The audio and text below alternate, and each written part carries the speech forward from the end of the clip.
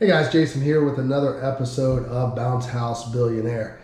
Today I want to go over quickly the communication process or the beginning of the reservation with the customer and why communication is so important for efficiency, which equals profit.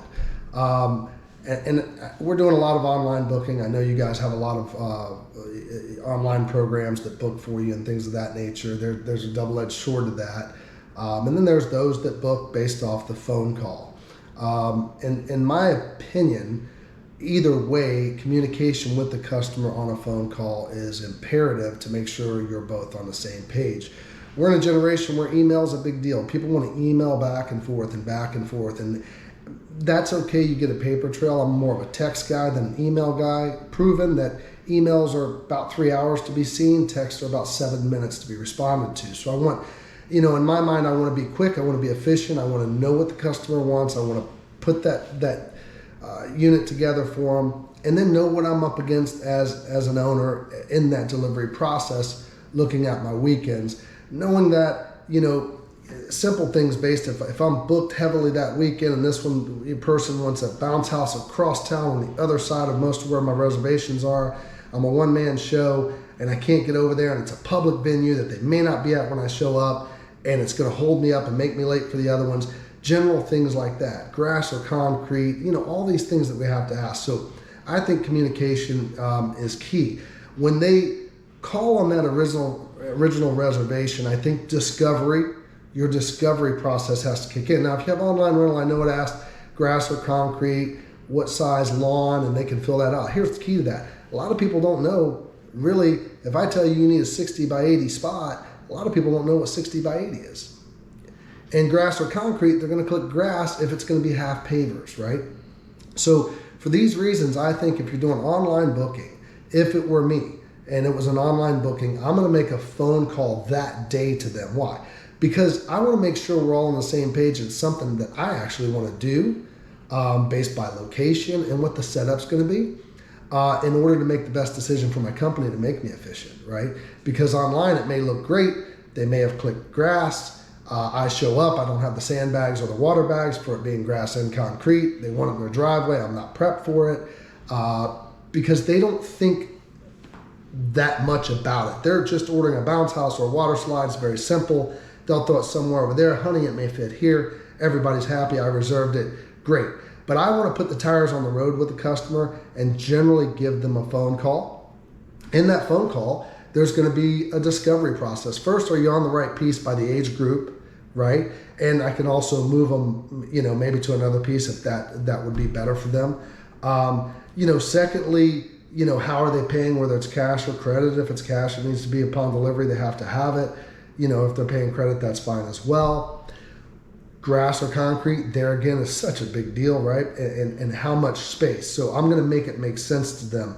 If I add 10 foot in length and 10 foot in width to everything that we deliver. So if I tell you need a 30 by 40 and you're like, well, I don't know how big that really is, the customer may say that. I'm going to try and put it in perspective for them, or even have them do a video call with me so I can see their backyard. Or if they're somewhat local, I may run over and check it out because I don't want to be dealing with that on the weekend where units don't fit and I've locked up my unit and it don't fit in someone's yard and I just lost that money. Again, back to efficiency. And combing over some of the things with these customers in that discovery process. What is the venue space? Is it a public area? Do they have power? Does the water hose reach, right? I want to go over all these things with the client, the timelines, you're running it from 10 a.m. to 3 p.m. or whatever the case may be. You need power within 50 foot away. And sometimes you'll hear, well, we're doing it in a shopping plaza and we don't have power. Okay, then you're going to need a generator, and they probably didn't click that online. I don't want to be answering all these questions the day of my delivery, getting hosed down or locked up in a position to where I'm at that delivery. I can't make it happen. I don't want to make them unhappy. And I don't have any way of going back and getting extra items because I got other deliveries waiting. So your discovery and communication process prior to the delivery is way bigger than you think and makes you much more efficient, and efficiency makes you money. This is in any business. It doesn't matter. It's in our sales side. It's in whether you hire a garage door guy. Communication, people don't want to do it anymore. They don't want to know what they're up against. It's easier to send an email, get an email back, and I guess it's going to work out. Let's just try that. I think it's one of the worst things happening in business today, and smart people are changing the way that works. They're going back to the baseline of business, customer service, and discovery. Let's talk for a minute. Let me get you on the phone. Let me go over what my expectations are in order to rent this to you, and let me hear what your expectations are from me, and let's put that together and make that happen. So again, power, I got to go over. What is the setting for the ground? Is it going inside a gym? Is it on grass? Is it on concrete? How much space do you really have? Is it going to work? A lot of people, you'll say, well, you need a water hose that'll reach the location of where it's going unless you do not provide a hose. We particularly don't, because they always want to keep the hose and say it's theirs, so I don't get into that. Some people rent a water hose. You can go that route, but it has to reach. A lot of times you'll ask the customer that, and they'll say, I don't have a hose.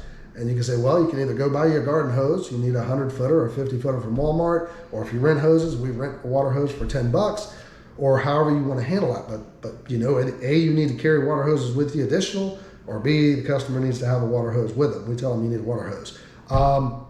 Irrigation. You know, Miss Johnson, now keep in mind where we put this unit out, we have to drive spikes into the ground, and we're not responsible for any irrigation, so please have your irrigation marked. If it's not marked, there may be a chance that a water line is hit and we're not responsible. Again, you go over these things. This is the original phone call. You want to set basic, take a minute, because the minute, 2 minutes, 3 minutes, 5 minutes you're spending with them now could save you hours on Saturdays, save you a lot of bad reviews and a lot of issues. Communication is key, even if you're booking online, and I'm not against that, but there is absolutely no way for me that I would have someone book online and me never have direct communication several times. A, the day that they booked, I would call them to make sure they're not holding or locking up my unit and it can't actually go there. And B, the Friday before delivery, myself or my driver, if I have a driver at that point, is going to make that same phone call to go over everything one more time to make sure we're all on the same page, whether the payment's paid, whether it's cash on delivery, what the setup's going to be, reiterate it, because mom may call, but dad's handling the situation, things of that nature. So we'll have many segments of this. So we'll start with discovery and the phone call and what questions we need to ask them. And for me, it's pretty basic. What is the venue? What's your time slots? Are you on the right piece? Do you have power? What's the floor like? What's the setting going to be? And location based off the bookings I have for that week. It could be a month out. And if I've got, 2 big events that I can't, that I'm a 1 or 2 person show that I have to go do, and this one bounce house would impede me doing that or make my life miserable for $125, I may not just take that booking. Even though they booked it online, I'd call them back that day and, come up with something of why I can't take that reservation. I think that's smart business. This will help with also your reviews and things like that. Dialogue is important, and society has gotten away with it, away from it. I just think it's a huge mistake not to have dialogue with the customers. And I tell you, I tell my guys the same thing here with customers buying. We'll get a lot of online, people wanting to order stuff online. And I'll tell the guys, give them a phone call. Make sure they know who we are, what we're about. Are they getting the right piece? And they understand exactly what they were reading, so we don't have trouble down the road. And I think that it has helped us. It's helped in my business over the 20 years. And it gets you that feel of dialogue of, what you're up against, because it ain't all about the customer. You have to provide that service. You got to be on time. You got to do the right things. And in order to do that, if you don't know what you're up against, if you're going to war and you have no idea what kind of war you're fighting, that can be problematic. You got to have a visualization of when that customer's talking to you on the phone, you're visualizing that property and that setup, right? If they're doing it at parks, we preferably, we don't do parks because they're just a pain, and every time you show up, the party's not there yet. It's holding up the drivers, and there's so much more to do. So we kind of stay away from them. But if you are doing them, you have to be stern that, hey, if we show up and you're not there, we'll give you a call 30 minutes out. We can't wait. These are the things I go over with the customer. Miss Jones, we're really busy on that Saturday. So, please keep in mind, we'll call you the Friday before. We'll give you an hour window of when to expect us. Please be prepared for us, because we've got many customers to attend to. We want to give you our undivided attention and make sure your party goes smoothly, but we got to get in and get out and make sure it's smooth. So that's the starting process, is communication and discovery.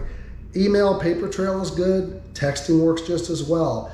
And you can get those things as well, but you need to get on a phone. You need, if you really want to be successful, you want to hone in those customers and do the right thing, get on the phone and know what you're up against. It's for you, not necessarily for them. It's for you, because they're just going to say, I booked it online and it looked great, even though you don't have sandbags and it's half pavers. And then it puts you in a spot, well, let me wing it and not anchor this thing down right. Absolutely bad idea, right?